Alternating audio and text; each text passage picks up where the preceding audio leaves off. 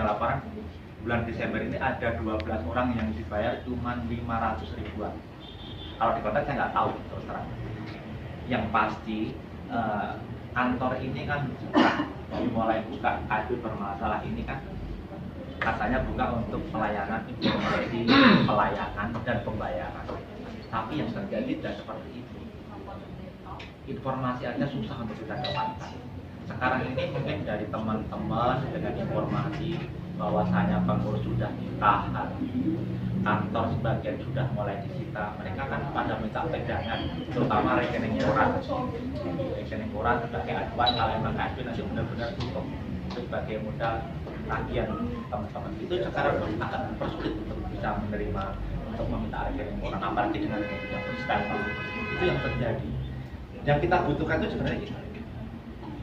KSB ini kenapa juga untuk laporan asetnya itu sangat sulit kita tahu sebenarnya asetnya itu tinggal berapa. Kalau sekarang kalau menurut laporan RAT aset itu cuma sekitar 2T. Kalau emang itu kita yakini 2T saja, berarti kan uang anggota itu tidak akan mungkin bisa balik semua. Jadi jangan sampai anggota itu cuma dibiarkan makin lama makin tahu, makin lama makin pasrah. Jangan seperti itu. Harus terus keras, harus seperti itu.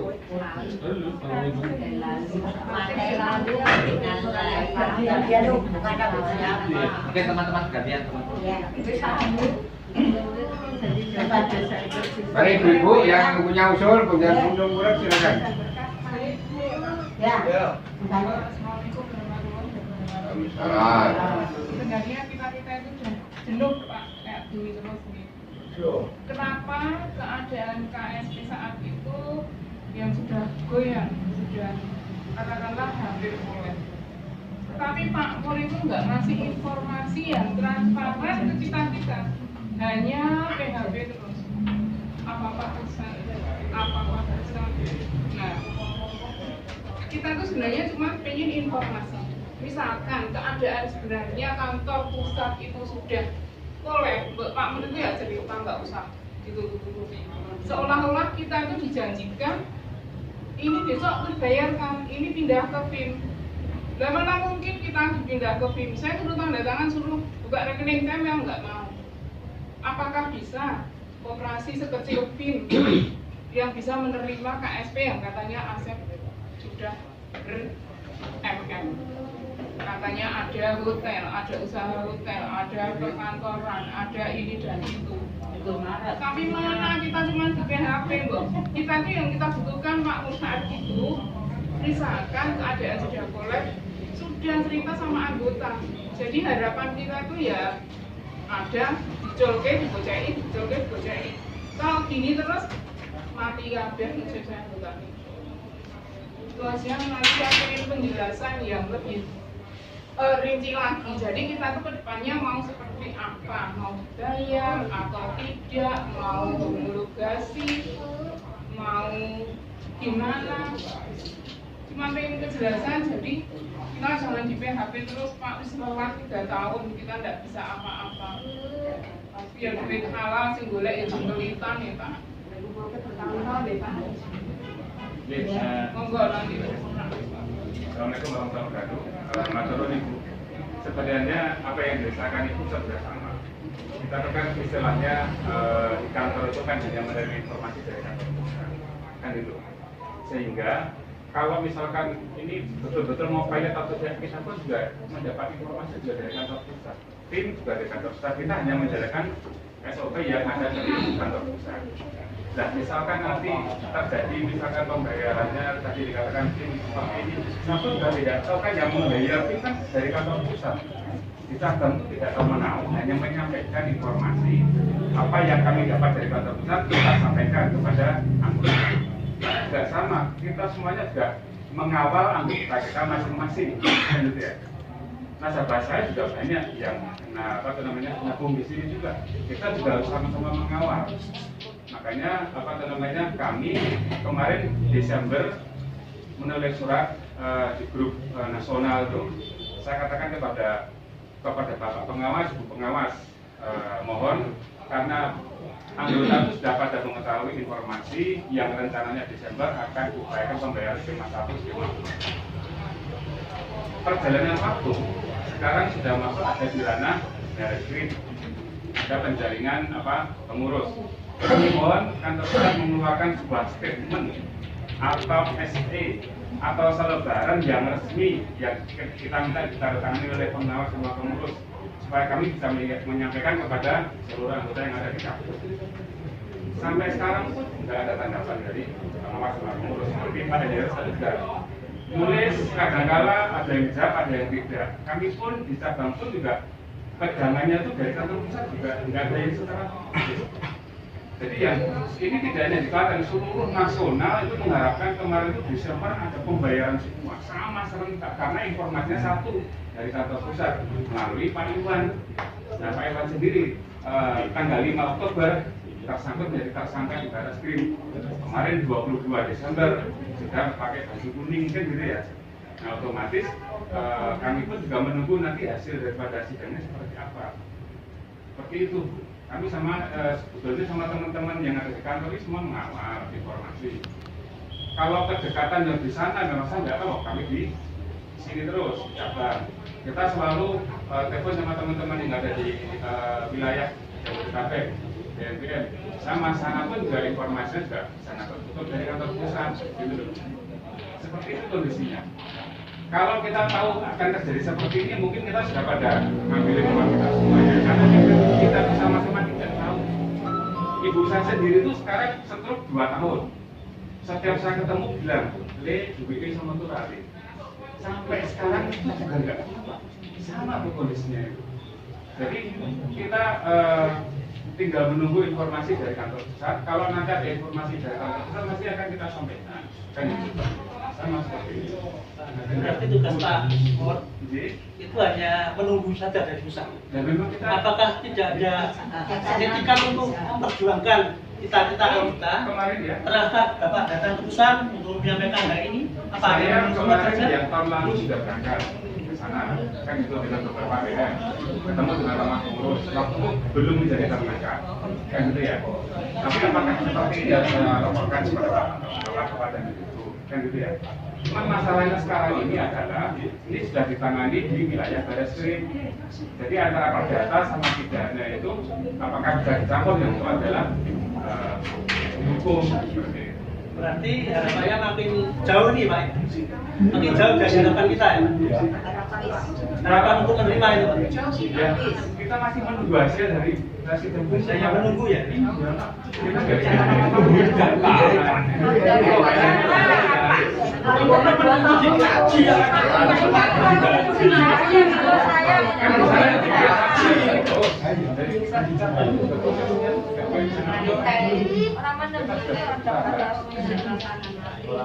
Pak Iwan kan menunggu kan digaji.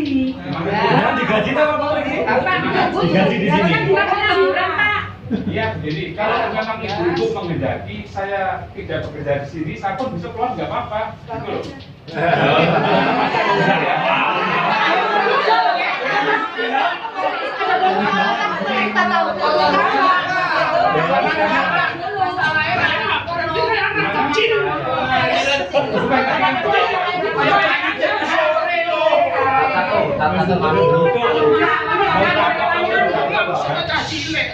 Saya tambahkan dikit ya. Ya, ini ada anggota saya karena belum nggak bisa datang mau tanya sesuatu.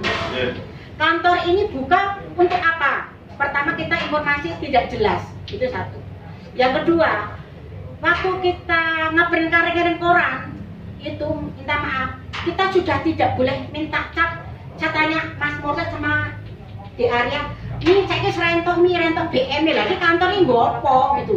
Selama ini untuk apa ya, yang terima siapa-siapa kita sudah tidak transparan lagi Pak. Itu seperti itu. Nah, waktu kita PKPU dari awal saya sudah tidak setuju, tapi karena pemaksaan ditakut-takutin kalau tidak ikut PKPU nanti tidak share. Mau tidak mau kita bayar lawyer. Saya pribadi saya bayar lawyer 4 juta lebih Pak untuk nyogok anggota saya. Sekarang tidak share. Sekarang ada anggota saya yang mau tanya dari MPS Market Mas Toto itu direwangi ke kantor pusat, ke Menko Polhukam sampai LPSK, lembaga perlindungan korban, saksi korban. Untuk apa? Untuk semua anggota. Ini anggota saya tanya, BM-nya kan punya grup, kenapa kok tidak nyansewu 1, 2, 3, 4 kita nyansewu sudah tidak terbayarkan, kok enggak ada pro anggota tanya ke sana gitu loh. Itu yang membuat kita kesal gitu loh Pak. Nah sekarang kantor buka kok kita minta cap aja, uang sudah nggak cair, cap tidak bisa dibayar, terus gimana peran kantor ini? Itu yang sangat menyedihkan. Untuk berbuat anggota-anggota yang lain. Terus kalau kantor ini tutup, kita bertanggung jawab ke siapa? Terus kemana? Anggota saya nggak mau tahu, taunya tahu kantornya di sini. Tuh. Saya minta pertanggung jawab siapa ini? Pak Maren menjawab kenakan masalah kantor. Ya, makanya ini tadi sudah kita sampaikan di depan dari buku kita. Kita tuh dicatat untuk memberikan informasi kepada seluruh anggota. Jadi yang datang ke sini pasti banyak yang menanyakan gimana perkembangannya, kita kasih edukasi seperti itu. Nah, edukasi sekarang ini karena Pak Iwan sekarang sudah ditangani sama Barreskrim, kita menunggu kepastian hukum yang nanti dari katanya Januari mau disidangkan. Nah, di cabang itu posisinya itu hanya bisa datanya, kan gitu ya. Wong saya nulis surat dari awal Desember untuk bisa minta apa teman namanya statement dari kantor pusat mengenai perkembangan apa di lapangan aja sampai sekarang kantor pusat sudah tidak memberikan sebuah statement apapun. Kita posisinya seperti itu. Kita tetap selama ini kantor masih buka, kita tetap akan melayani kepada nasabah yang datang di sini. Sampai kapan Pak? Sampai kapan kan nggak tahu.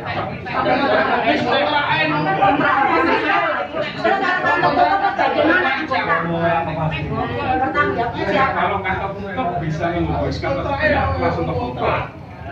Posisinya kan seperti itu. Jadi posisinya kan masih buka. Makanya secara hukum kita apa namanya nanti Pak Ilyas yang menyampaikan tadi sekarang baru ada proses hukum dengan Pak Iwan. Kan karena perdata sama pidana sekarang ini kita harus masih menunggu apa bisa dicampur antara perdata sama pidana yang hukumnya. Terus Pak yang rekening koran ini kita minta cap, Pak Mor memerintahkan tidak boleh minta cap, maksudnya bagaimana ya Pak? Ya pada saat dulu kan pas Saya tanya. pada saat dulu kan kita koordinasi Pak. Dari apa namanya banyak anggota yang minta rekening koran kan. Sebenarnya bukan dari rekening koran sih tapi lebih ke spesifik dari total portofolionya ya. Iya. Ya. Nah, pada saat itu kita sudah koordinasi bagaimana apa namanya apakah ini diperbolehkan. Sedangkan memang apa namanya untuk yang memintakan kan bukan anggota secara langsung kan. Bukan anggota secara langsung kan. Seandainya itu kan yang memintakan kan juga. Dari si bawah ya. Ketika kemarin itu apa ya? Kita disuruh mintain untuk pendataan itu kemarin apa itu namanya kan minta bantuan kita juga waktu apa PKP itu sebelum itu kan minta tolong kita itu pendataan itu. Hah? Ya pokoknya waktu itu loh pas waktu program apa kita dimintain kalau minta pendataan tanda tangan anggota itu loh.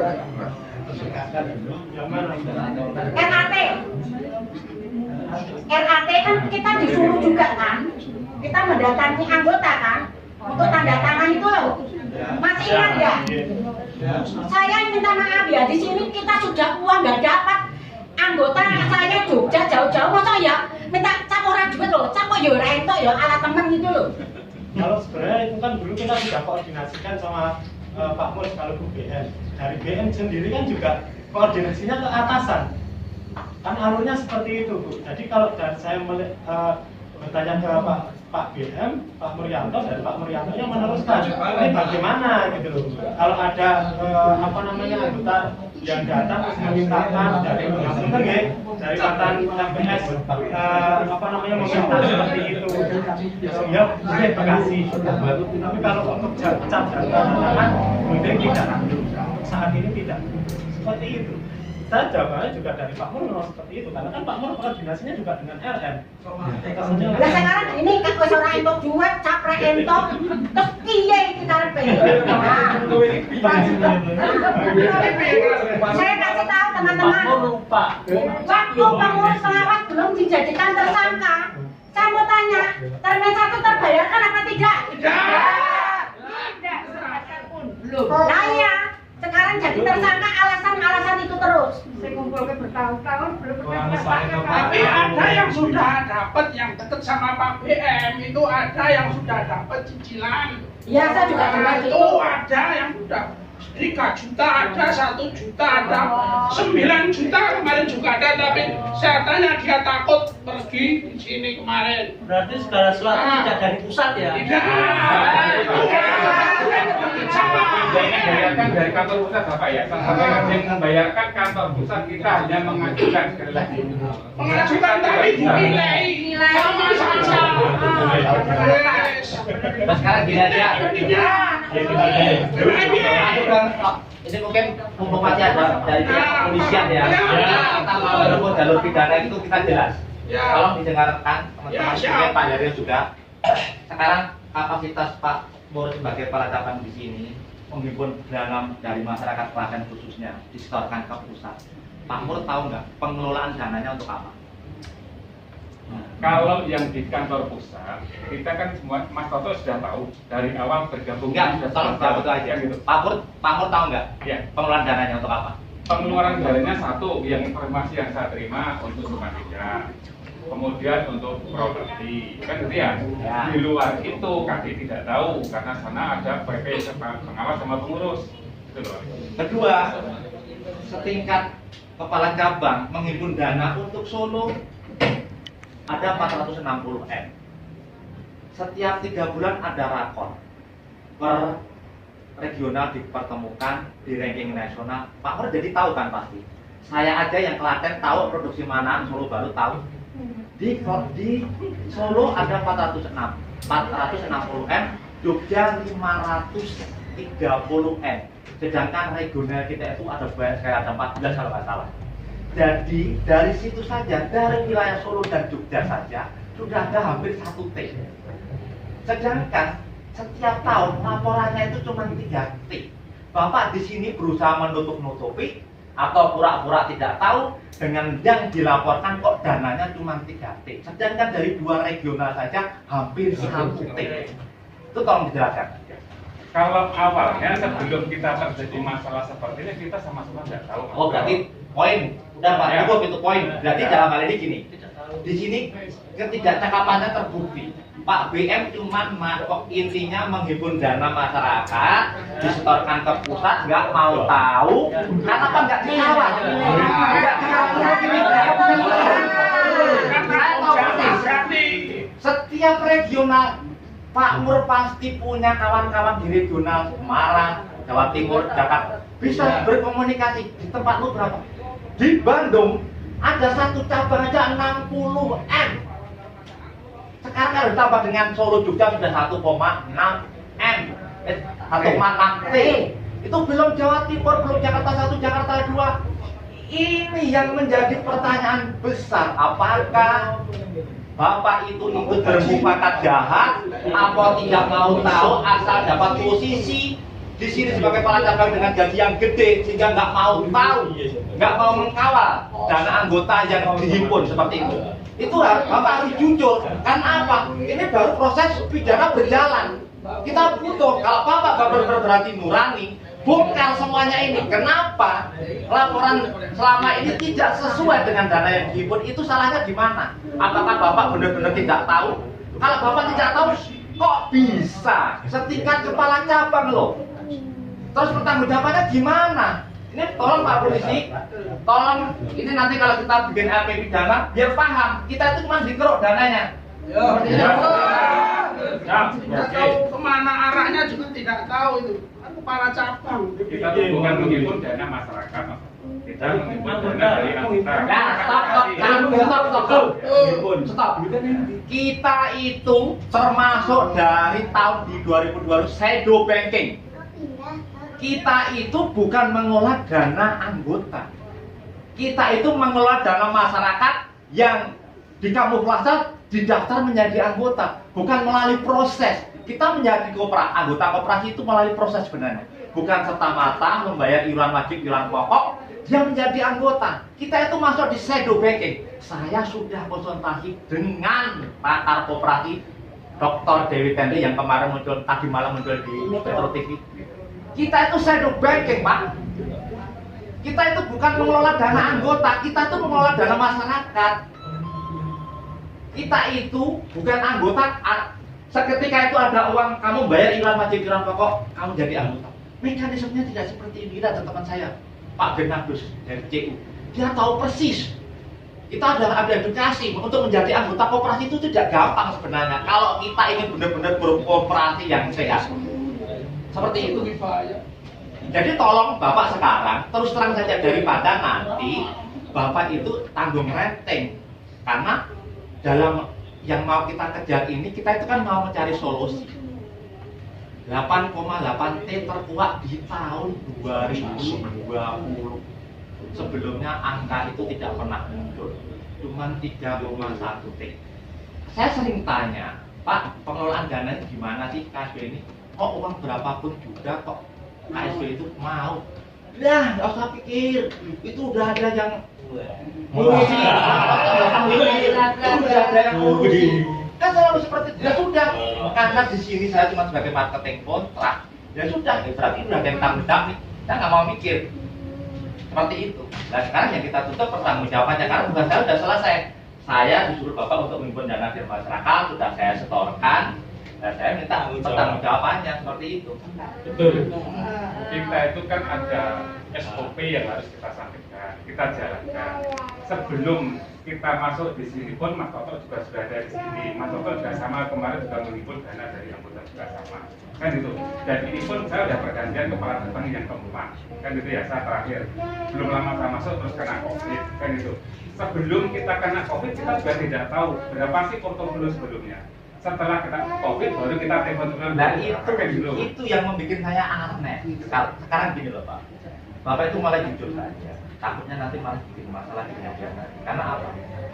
Sekarang dari Pak Iman aja sudah bilang seperti itu. 2017 itu KSB sudah melaporkan itu sudah tidak benar. 4, lebih dan dilakukan cuma 2T di tahun 2017. Itu sudah nggak benar tuh. Gitu. Itu sebenarnya sangat naif ya kalau saya sampai tidak tahu secara nasional. Di bulan terakhir, di bulan Maret sebelum kita itu pandemi, Klaten itu juara nasional dengan produktivitas yang paling besar di seluruh nasional, karena di Jakarta sudah banyak penarian besar-besarnya dengan adanya pandemi. Dari situ kan berarti tiap triwulan itu selalu ada ranking. Oh, yang berprestasi, dan harusnya juga tahu regional Semarang itu berapa, Jogja berapa, Jakarta berapa, sehingga di total harusnya itu tahu. Karena saya jadi ingat dulu waktu Pak Toto main di sini, dia mengatakan, wah, si Brad bos, ini aslinya sing dihimpun itu lebih dari 10T, buat besok dari piye. Itu pernah tuh. Dan makanya dari informasi itu saya selalu mencari informasi yang kejar. Tapi di situ sudah Pak Toto nggak usah mikirin itu udah ada yang ngurusi. Emang kita laporkan seperti itu karena untuk ngakali pajak. Kalau kita laporkan real, kita himpun 9T, pajaknya kan juga gede. Kalau itu emang benar untuk kepentingan anggota ya sudah. Berarti emang untuk kepentingan anggota, tapi kenyataannya kan tidak seperti itu. Ternyata emang kita itu secara sistem memang uang kita itu mah digarong kan. Nah ini saya mohon sangat, kalau Pak Mur mungkin mau memberikan informasi lebih detail, kenapa setingkat brand manager itu tidak mengetahui dana dihimpun secara nasional, itu mungkin kita beranggapan memang Pak Mur ini tidak berpakat jalan bersama pengurus pusat. Jadi pure emang saya ini dengan laporan seperti ini emang dari pusat menyuruh kami untuk diam, atau memang sudah kamu nggak usah ikut-ikut ini sudah diambil. Apakah seperti itu yang menjadi pertanyaan saya. Karena 6T itu uang yang sangat-sangat besar sekali. Sebenarnya gitu. Yang namanya laporan itu pas pada waktu kita BNPM ketemu sama BP waktu itu. Informasi yang saya terima, sana ada buku 1, buku 2, buku 3 seperti Pak Pacar. Tapi kan kita tidak pernah mendapatkan laporan buku-buku itu, kan itu ya. Nah sehingga kita pun ya di daerah-daerah hanya mendapatkan satu informasi dari BP. Kita bawa yang sedalam-dalamnya kita nggak pernah dibahas. Jadi gini, Pak Pur itu tidak pernah menaruh curiga, terus menanyakan ke pengurus. Ini kalau untuk Solo Jogja saja sudah 1 T loh Pak Iwan. Ini kenapa kok cuma dilaporkan 3,1? Itu tidak pernah. Ya itu tidak pernah ada buku 1, buku 2, buku 3. Tapi untuk yang kita belum pernah melihat bukunya itu, karena kan ada akuntan independen yang mengubah. Enggak gini loh, maksud saya gini. Kecurigaan dengan yang dilaporkan 3T, kita berbicara mungkin kita laporan di tahun 2018 saja. 2018 kita kan cuma ya sekitar 2, berapa ya sudah TKT.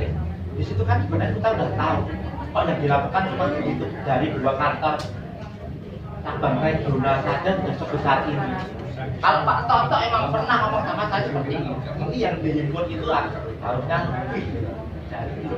Nah kecurigaan itu kalau Pak Toto itu saya nggak sempat tanya. Kecurigaan itu cuma dipendam atau emang mereka tingkat FBM itu sudah seperti saya, sudah kamu nggak usah mikir itu menjadi tanggung jawab pengurus atau seperti itu, kita ingin tahu. Kalau di yang sering rapat dengan PP kan FBM, kalau kita hanya dapat impor kan gitu ya. Nah itu tadi buku 1, buku 2, buku 3 yang melakukan sedalam susah kami tidak harus mendapatkan itu. Sehingga kita hanya menerima ya seperti yang diarahkan seperti ini gitu. Tapi dalamnya yang dilaporkan ke sana kita nggak pernah. Nggak terbatas informasinya seperti itu. Sebenarnya kalau menurut saya loh Pak ya, saya itu kan juga tidak resmi ya. Saya untuk mendapatkan informasi cabang mana berapa, Solo Baru berapa, itu kan juga nggak resmi. Tapi kan saya tahu, kadang kita itu dalam rapat, kita itu rapat produksi, kita tahu mana berapa, Solo Baru berapa, oh Solo Raya sekian. Oh kalau itu kita tahu kan waktu meeting-meeting regional. Ya. Mulai dari situ kan harusnya udah mulai jalur kok yang dilaporkan secara nasional kok cuma ini itu loh, karena selisihnya tuh kalau cuma selisih HT itu mungkin lah toleransi lah, tapi selisihnya itu 3 kali lipatnya dari yang dilaporkan. Itu yang membuat saya itu terang prihatin. Kalau memang kapasitas tingkat manajer regional kurang jeli, kurang istilahnya peka dalam hal-hal yang seperti ini, berarti kan pertanggung jawabannya nanti dari sesuatu kan tidak ada. Ini kan RT terakhir kan ada amortisasi itu. Kita pun juga kata-katanya pada emosi beramortisasi kan dijelaskan gitu ya. Nah kita posisinya tuh di RT cuma dijelaskan seperti ini, nggak ada yang membahas masalah ke dalam. Oke, sekarang berbicara amortisasi. Setelah kita terungkap pengurus pusat itu tidak aman dengan memberikan laporan yang tidak benar, yang dihimpun 8,8 yang dilaporkan tidak seperti amortisasi. Di situ apakah nggak ada beban moral bagi Bapak untuk tetap berada di sini dengan dasar akan memberi pelayanan informasi? Apakah Bapak tetap berada di sini bukan atas dasar mengawal dana pribadi dan daripada cari pekerjaan lain, kita tetap di sini saja? Karena apa ada selisih sebesar itu loh?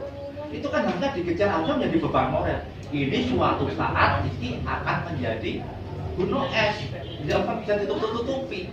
Dan kapasitas jenengan ya, kalau menurut pandangan saya, Bapak itu termasuk yang menutup-nutupi kebobrokan PP. Bapak tidak berpihak ke kami. Kenapa Bapak itu? Saya cuma minta Pak, data yang anggota yang sudah mendapatkan saya minta. Itu saja Bapak berat. Atas dasar apa?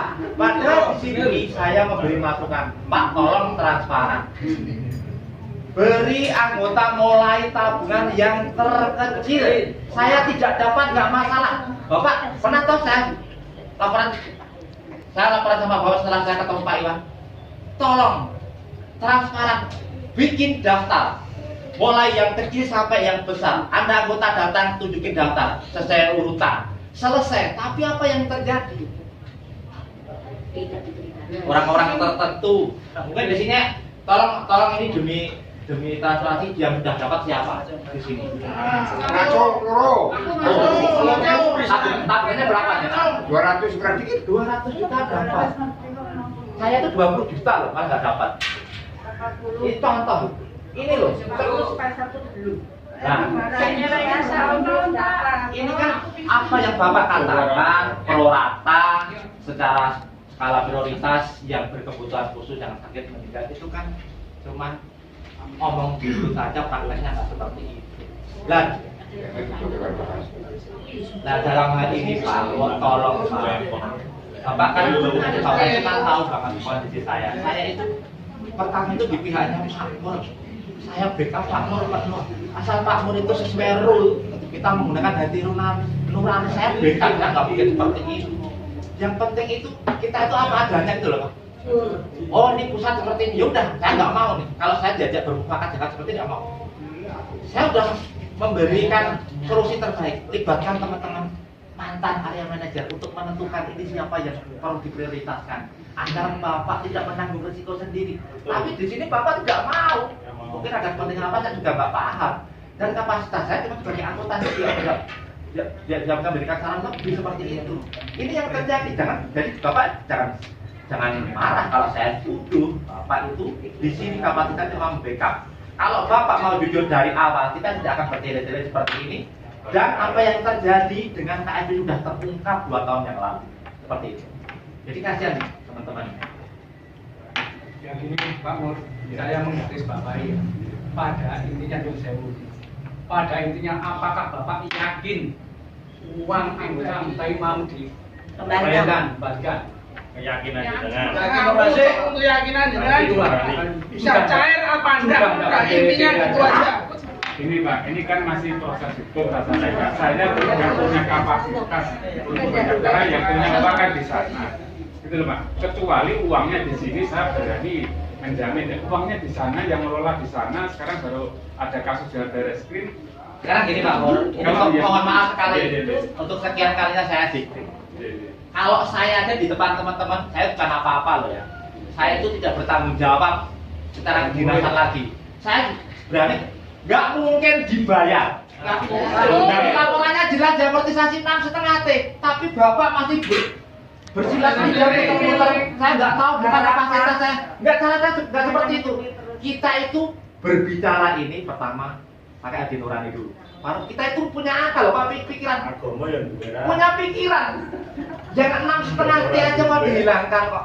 Bapak masih bingung memberi jawaban ke teman-teman. Saya nggak ada kapasitas saya untuk menjawab. Kalau Bapak itu berbicara dengan kondisi saat ini, saya semakin tahu nih. Ya mohon maaf teman-teman anggota. Kayaknya untuk bisa dibayar secara utuh itu kemungkinan yang sangat kecil. Karena yang dihilangkan aja hampir 70%. Di mana teman-teman bisa dapat itu kan lebih bijak ya teman-teman ya. Masa sudah ada laporan, RAT diamortisasi 6,5 T, Bapak belum bisa membaca laporan itu dengan masih dijadikan dipasuk ke kita. Ya udah repot Pak kalau itu, berarti Bapak itu benar-benar nggak peka. Bapak itu nggak kasihan ke saya itu benar-benar gimana tak berdarah-darah loh Pak saya itu. Wis ada konsultan berarti. Jadi kita kembali apa ya? Berat satu lagi Pak.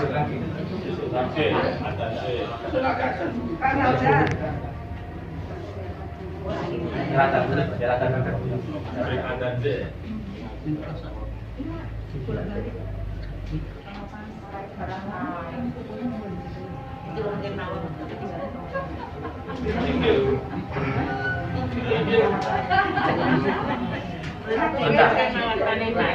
Pak, Bapak sudah siap. Karena gini Pak, kita ini kan mewakili ya. Yang misalkan anggota kita itu ada 800 lebih. Jadi kemarin terakhir waktu di bulan Mei kan ada pernyataan resmi.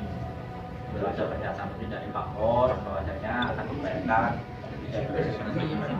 dan kelanjutannya ini seperti apa. Kita pengennya nanti kita ada keterangan resmi juga teman-teman wartawan. Kita maunya ini semuanya itu dari Kementerian tahu bahwasanya KSP ini tidak baik-baik saja. Yang statusnya itu Satgas memberikan laporan ke Pak Mendes itu tidak benar. Itu yang saya khawatirkan, makanya dia akan terus bergerak seperti ini. Biar kata oh ternyata seperti ini yang sesungguhnya. Bisa saja cuma seperti ini, Pak. Seperti ini. Break dulu teman-teman, break dulu. Baru aja, break dulu. Thank you. Oke, keluar dulu, oke. Biar ada data. Sampai